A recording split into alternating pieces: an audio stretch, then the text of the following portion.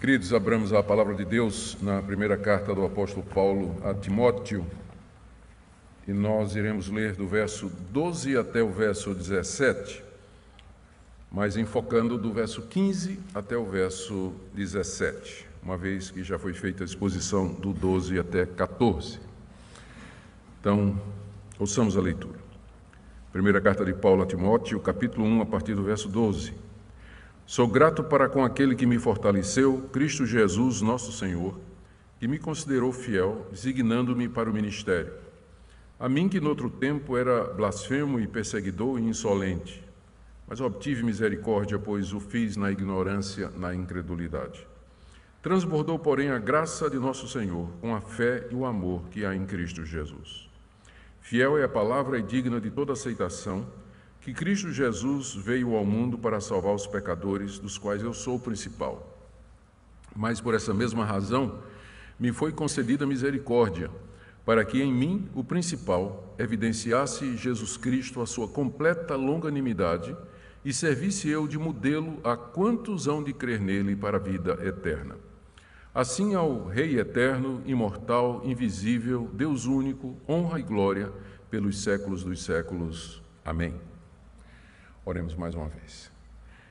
Senhor, pedimos agora que o Senhor ilumine os olhos do nosso coração, para que nós possamos compreender a riqueza das verdades aqui reveladas.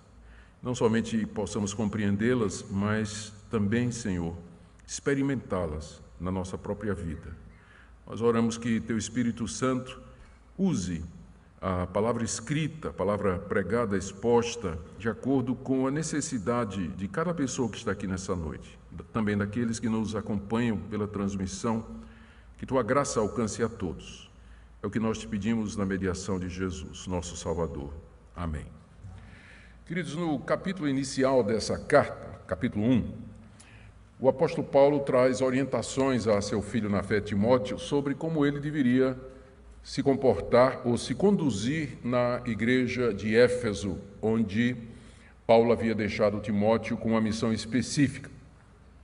Entre as orientações que Paulo dá a Timóteo, respeito à vida da igreja, a principal era lidar com falsos mestres que haviam penetrado na igreja. Na verdade, eles, ao que tudo indica, eram membros da igreja, mas que agora estavam seguindo uma outra doutrina e estavam ensinando um evangelho diferente daquele que Paulo havia pregado em Éfeso.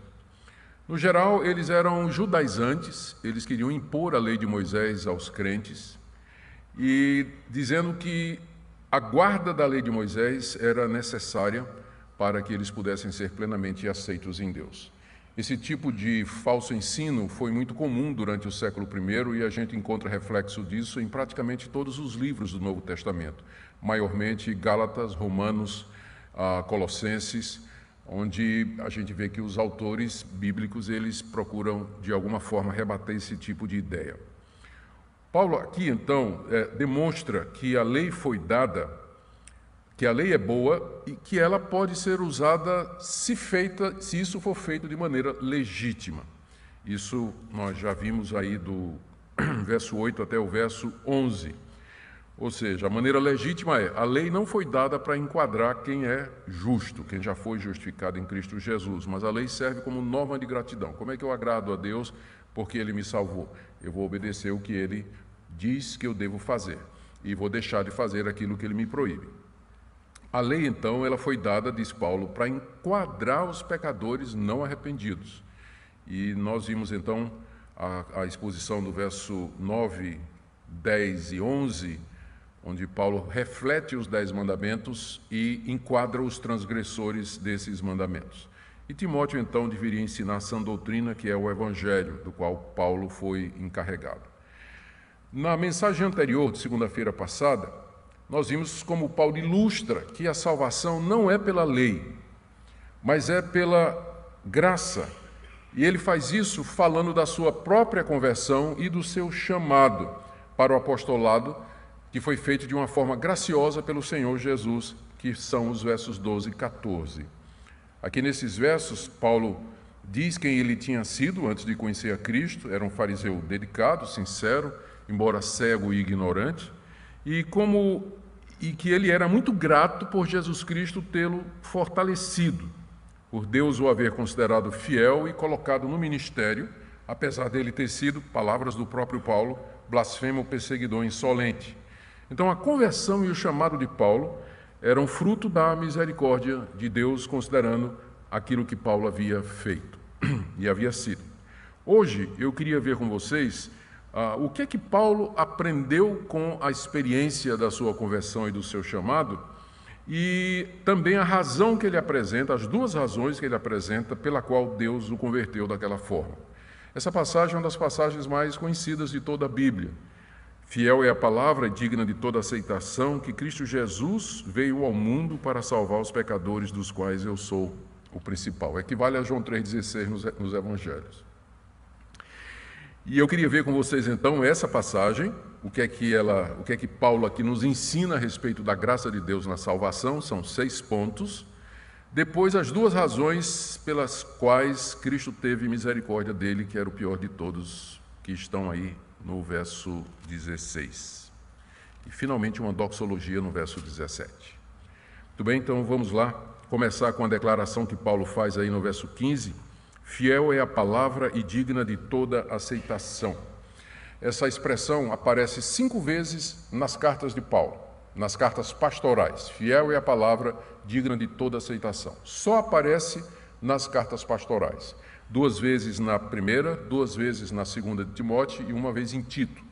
E essa expressão significa 2 coisas. Primeiro, fiel é essa palavra no sentido de que ela é verdadeira.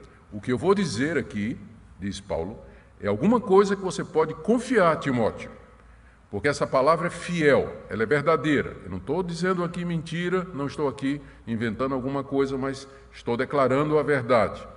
E por isso essa palavra é digna de aceitação, porque ela é fiel e verdadeira, ela deve ser recebida, deve ser crida e deve ser obedecida com toda sinceridade e reverência. Lembrem que essa carta, embora destinada a Timóteo, ela haveria de ser lida na igreja dos Efésios.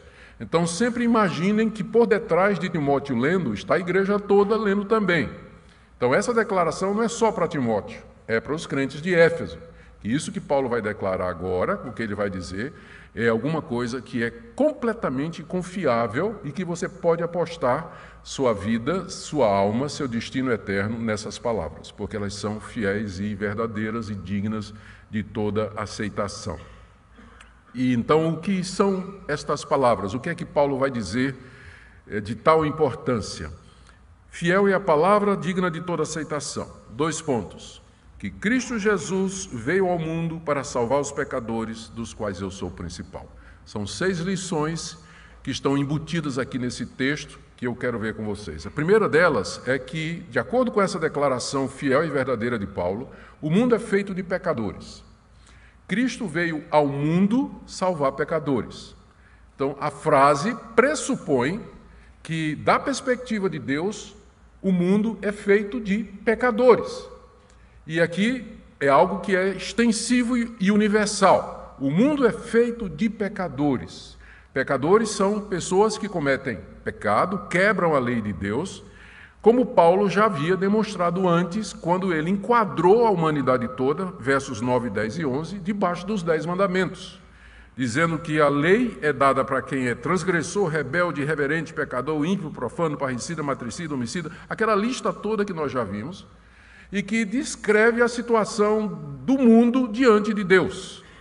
Então, o mundo é feito de pecadores como vocês e como eu, que quebramos a lei de Deus, ofendemos a Deus com a nossa desobediência, somos indiferentes para com Deus e, portanto, enquadrado nessa categoria. Essa expressão, Cristo Jesus veio ao mundo salvar pecadores, ela pressupõe isso, que o mundo é feito de pecadores e não tem exceção.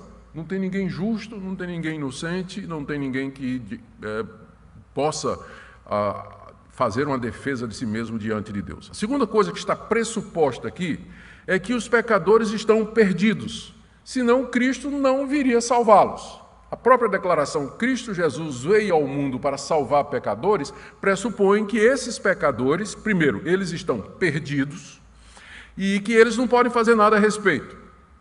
Eles estão perdidos porque quebram a lei de Deus e, ao fazer isso, se colocam debaixo da sua justa ira e a sua condenação. Quando nós dizemos que os pecadores estão perdidos, nós queremos dizer que o destino final dos pecadores é a perdição eterna, a ideia de perder-se, como alguma coisa que foi feita para um propósito e esse propósito não se realizou, se perdeu. Então, pecadores estão perdidos, senão Cristo não teria vindo salvá-los. Então, o primeiro ponto é, o mundo é feito de pecadores, sem exceção. Segundo, esses pecadores estão perdidos, eles caminham para a perdição eterna por conta dos seus pecados. Quando Paulo diz aqui que Cristo veio salvar, temos que lembrar que o verbo salvar aqui é o verbo padrão no Novo Testamento para salvar pecadores da condenação e da perdição na qual eles estão enquadrados e as quais eles merecem. Esse verbo, nos evangelhos, só um detalhe interessante, nos evangelhos esse verbo às vezes é traduzido no sentido de curar. Quando Jesus diz, por exemplo, aquela mulher que tocou nele pelas costas e que tinha um fluxo de sangue, Jesus se volta e diz para aquela mulher, mulher, vá em paz, a tua fé te salvou. É o mesmo verbo que é usado aqui, só que lá nos evangelhos é no contexto de a tua fé te curou, você ficou livre desse mal. Então, que é onde a gente aprende, eu estou dizendo isso para lembrar, que os milagres que Jesus fez nos evangelhos, eles são uma ilustração, a salvação de doenças que Jesus fez nos evangelhos é uma ilustração daquela salvação maior que ele veio fazer. Ele veio ao mundo, não foi para curar pessoas, embora ele tenha feito isso por compaixão e de acordo com o propósito de Deus, mas a missão dele específica foi salvar pecadores. Ele não veio para ser um mestre de religião, ele não veio para reformar o judaísmo, ele não veio para começar um movimento novo ao longo do Mar da Galileia. Não, ele veio com um propósito específico de salvar pecadores. É isso que o termo significa. Então, primeiro, o mundo é feito de pecadores. Segundo, os pecadores estão perdidos, senão Cristo não teria vindo salvá-los. E terceiro, pecadores não podem salvar a si mesmos. Porque se eles pudessem salvar a si mesmos, por que Cristo viria ao mundo? Por que Deus submeteria seu Filho unigênito amado a todo o sofrimento, toda a humilhação que a encarnação representou? Os pecados, eles não podem se salvar porque os pecados não somente nos condenam, mas o pecado corrompe a nossa natureza, endurece o nosso coração, cega os nossos olhos, oblitera a nossa capacidade espiritual de percepção das coisas de Deus, de maneira que no seu estado, largado no seu estado natural de pecado, nós não temos como, de alguma forma, contribuir para a nossa salvação. Porque, lembra, o pecado não somente nos condena, mas ele nos corrompe. Cega os olhos, ele nos paralisa. A expressão que a Bíblia diz para isso, várias vezes a Bíblia se refere aos pecadores como estando mortos, como sendo surdos, como sendo cegos, porque esse é o efeito do pecado. Não somente condenação, mas a completa corrupção das nossas faculdades, a capacidade de entender, de pensar, de querer, a consciência, o arbítrio, tudo isso está infectado pelo pecado. Porque se não for assim, o homem teria condições em si mesmo de sair daquela situação em que ele se encontra por conta dos seus pecados. Mas exatamente porque ele não pode, é que Cristo veio ao mundo para salvar pecadores. A quarta coisa que nós aprendemos aqui, como eu já disse, já até adiantei, é que essa é a razão da sua vinda. Há um detalhe aqui no grego, a tradução correta seria, Cristo Jesus veio ao mundo para salvar pecadores. A palavra os, o artigo aí no plural, não está no original. Foram os nossos tradutores que colocaram. Muda alguma coisa? Muda sim. Porque quando o artigo definido, já está dizendo, ele define uma categoria. Quando você tira o artigo, então você deixa de focar nas pessoas e foca na categoria. Cristo veio salvar pecadores. Se fosse assim, Cristo veio salvar os pecadores, significa que ele veio salvar um mundo todo, já que o mundo todo é composto de pecadores. Mas, como diz, Cristo veio salvar pecadores, significa que não serão todos que serão salvos. Ele veio salvar pecadores, é isso que o original diz. Foi isso que ele veio fazer aqui. E essa é a razão principal da sua vinda. Aliás, Paulo só está ecoando o que o próprio Jesus declarou. Por exemplo, lá em Mateus 18, verso 11, Jesus disse que o Filho do Homem veio buscar e salvar o que se havia perdido. Então, essa ideia não tem origem em Paulo, mas no próprio Jesus. E aqui eu aproveito para dizer da tolice, ou da tolice hermenêutica de alguns que querem fazer uma distinção entre Paulo e os evangelhos. Querem separar Paulo dos evangelhos, como se Paulo fosse um pensador genial que criou determinadas categorias e que elaborou a doutrina da salvação, enquanto que nos evangelhos você não encontra nada disso. Aqui é um exemplo, é uma evidência dessa tolice, onde você vê que Paulo, na verdade, ele está dependendo das palavras de Jesus. Foi Jesus que disse que ele veio ao mundo para buscar e salvar o que se havia perdido. Paulo só está reafirmando aquilo que o próprio Senhor tinha dito. Cristo Jesus veio ao mundo para salvar pecadores. Essa expressão, veio ao mundo, veja como ela é rica. Significa que ele não estava no mundo. Ele não era desse mundo. Ele veio ao mundo. E o que está por detrás aqui é a ideia da encarnação. Ele desceu da glória celestial, esvaziou-se a si mesmo e entrou no mundo para salvar pecadores. Ele veio ao mundo. E aqui, mais uma vez, Paulo está ecoando o que o próprio Jesus disse, especialmente no Evangelho de João, onde várias vezes, eu contei aqui, 1, 2, 3, 4, 5, se você quiser, depois eu dou os versículos aqui, pelo menos 5 vezes no Evangelho de João, o Jesus disse assim, eu vim ao mundo para, várias vezes ele usa essa expressão, eu vim ao mundo, que aponta para a sua encarnação, aponta para a sua pré-existência, aponta para a sua glória, da qual ele se esvaziou, e aponta para a razão disso ter acontecido, que é para salvar pecadores. Quinto lugar, aqui a gente aprende também que ele salva pecadores. Essa expressão, Cristo veio ao mundo salvar pecadores, significa não que ele veio tentar salvar pecadores, mas que ele veio efetivamente salvar pecadores. A missão de Cristo não foi um fracasso. Ele não veio tentar salvar pecadores, tipo assim, eu vou morrer na cruz por todo mundo, quem sabe alguém se arrepende e crê em mim. Não. Ele não veio tentar salvar pecadores, ele veio efetivamente salvar pecadores. Nenhuma gota do seu sangue foi derramada em vão. Ele não falhou na sua missão. Ele veio salvar pecadores e pecadores serão salvos, porque ele veio. Eles serão salvos apesar da dureza do seu coração, da inimizade contra Deus, da cegueira dos seus olhos. Deus vai fazer com eles a mesma coisa que fez com Paulo no caminho de Damasco. Sexta lição que esse verso nos ensina é que se ele salvou o pior de todos, quanto mais os outros.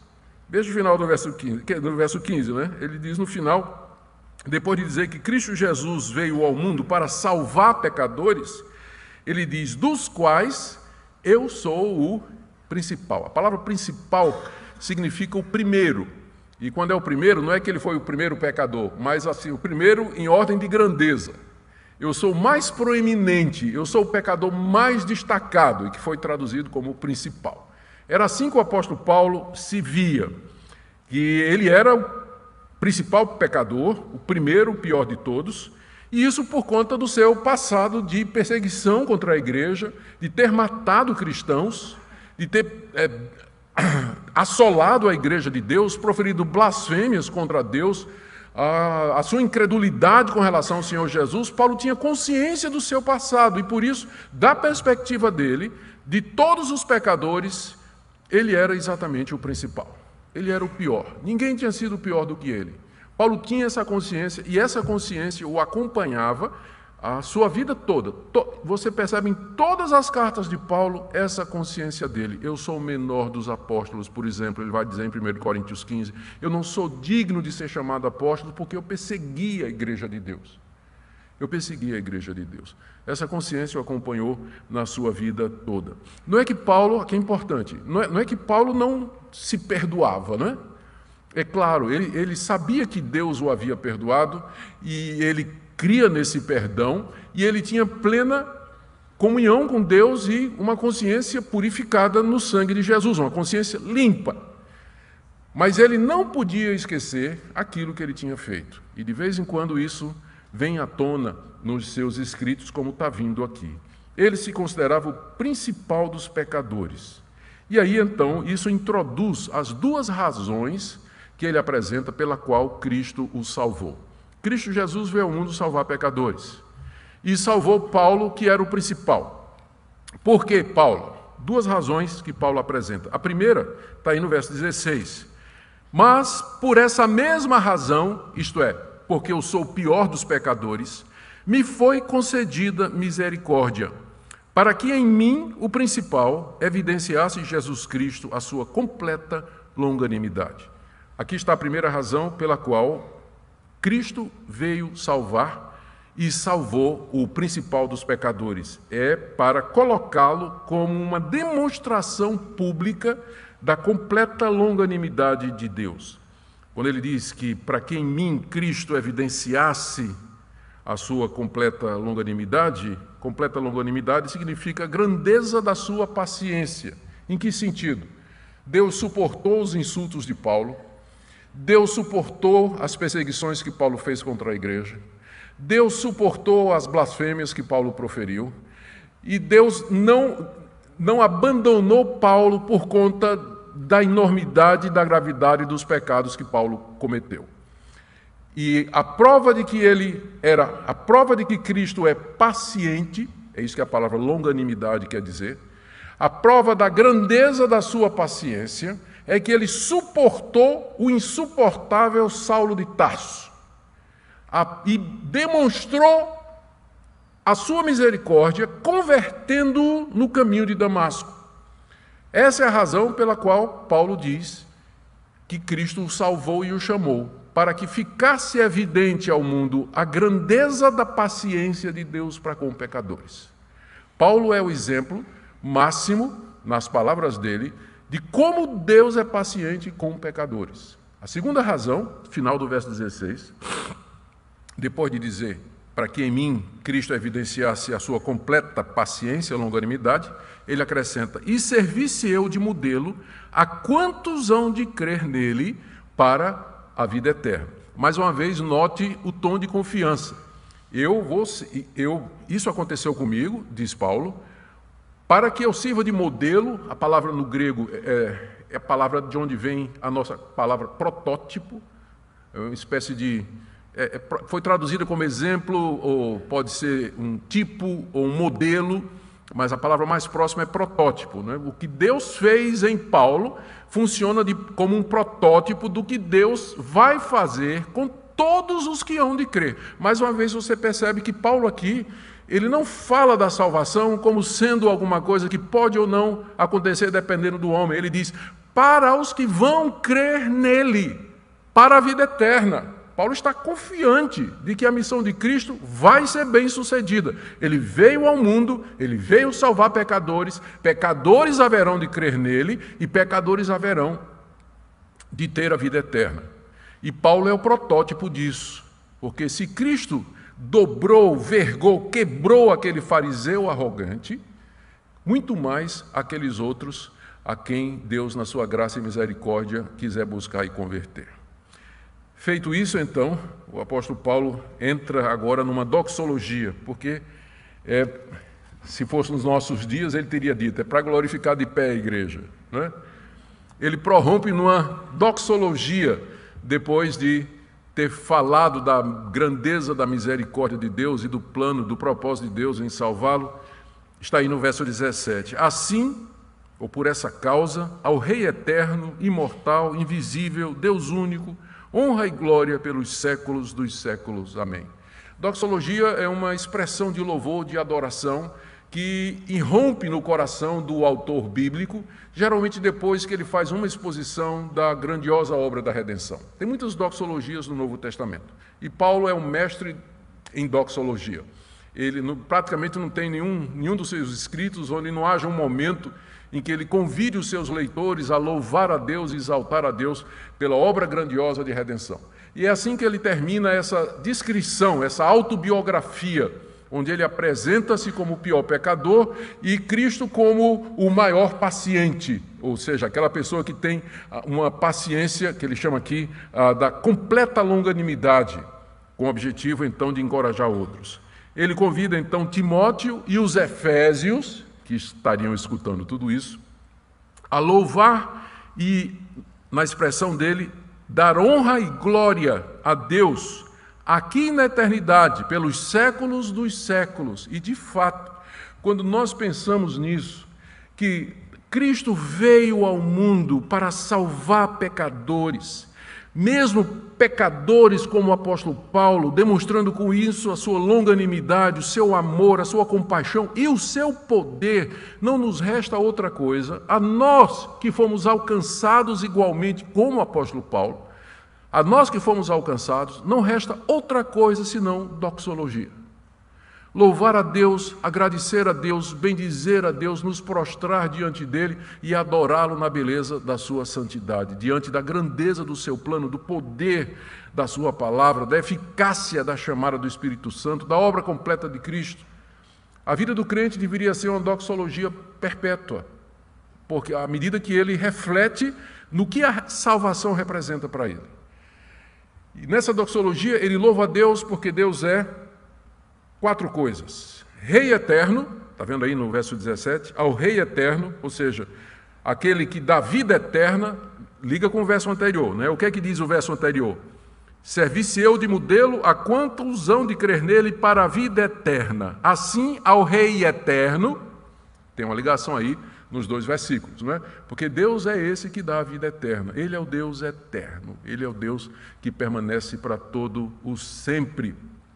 Ele é o Deus que permanece pelos séculos dos séculos, reina por todas as eras, no presente e no futuro. Segunda coisa, ele é o Deus imortal, ele não morre, não envelhece, não enfraquece, e esse propósito dele, portanto, vai prevalecer em todas as gerações. Já fazem 2000 anos que estas palavras foram escritas, e Deus continua a salvar pecadores, mostrando a sua extrema paciência e longanimidade. Por quê? Porque ele é eterno.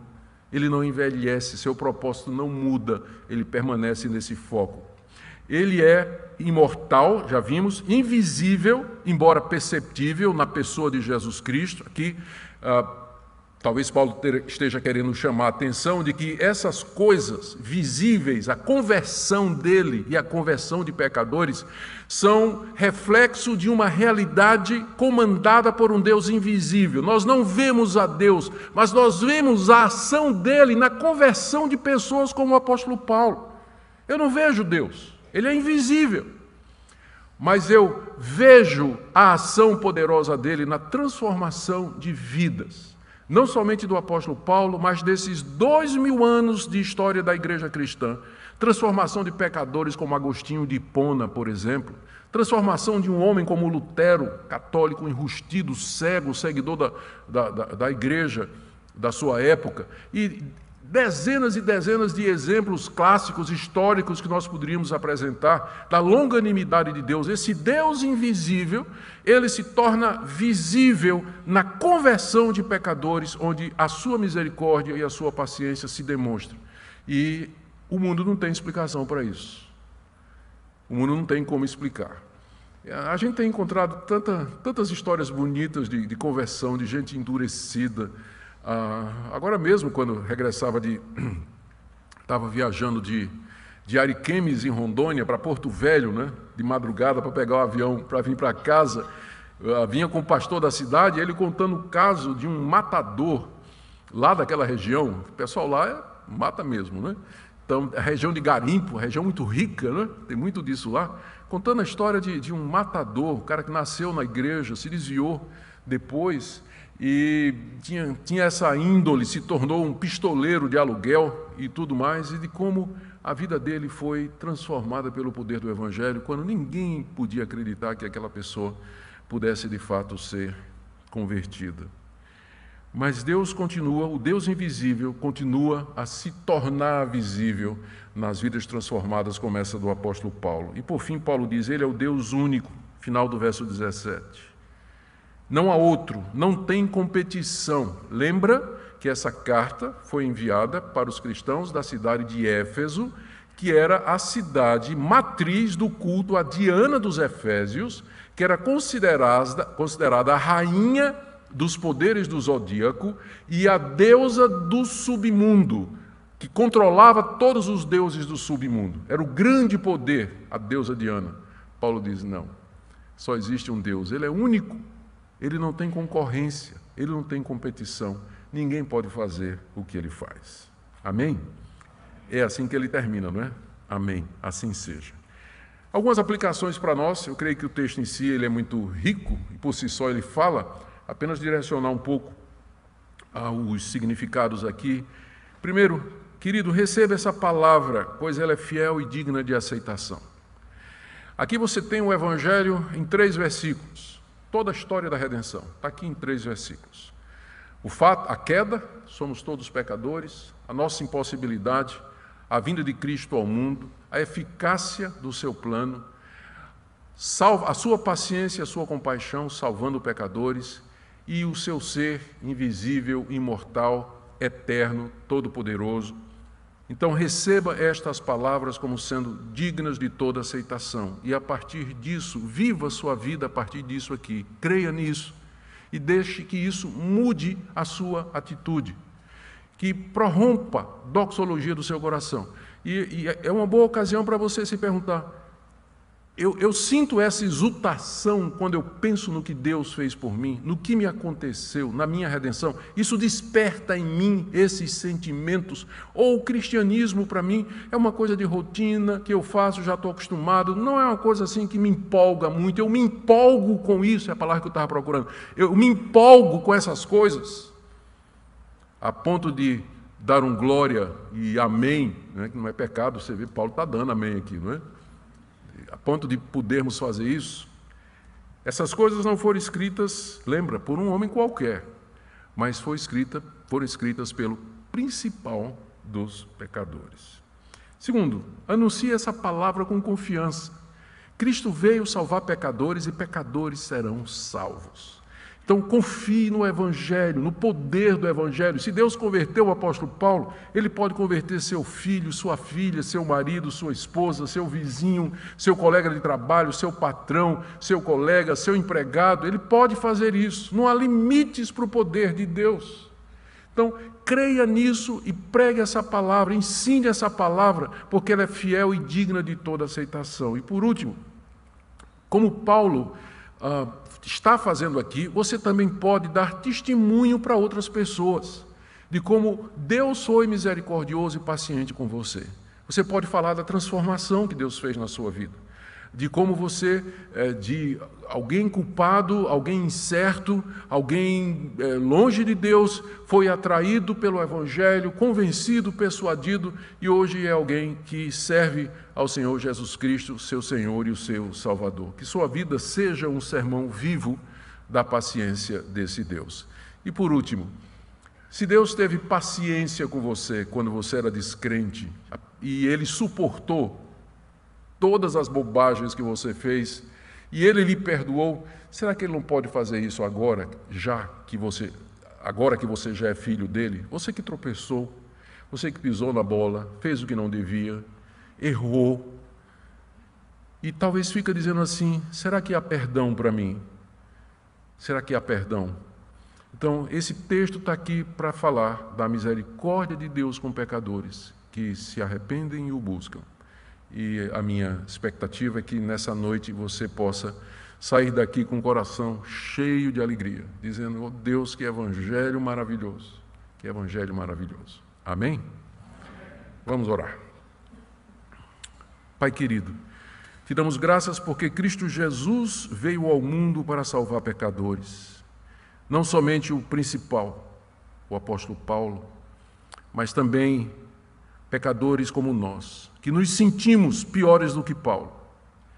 E nós te damos graças pela tua completa longanimidade e pelo encorajamento que nós podemos ter de pregar a tua palavra, sabendo que tu efetivamente haverás de chamar aqueles que são teus. Por isso, Senhor, enche-nos da tua graça, de ânimo, de zelo, fervor, para que nós possamos testemunhar ao mundo do poder do Evangelho. Abençoa cada pessoa que nos ouve aqui essa noite, em nome de Jesus. Amém.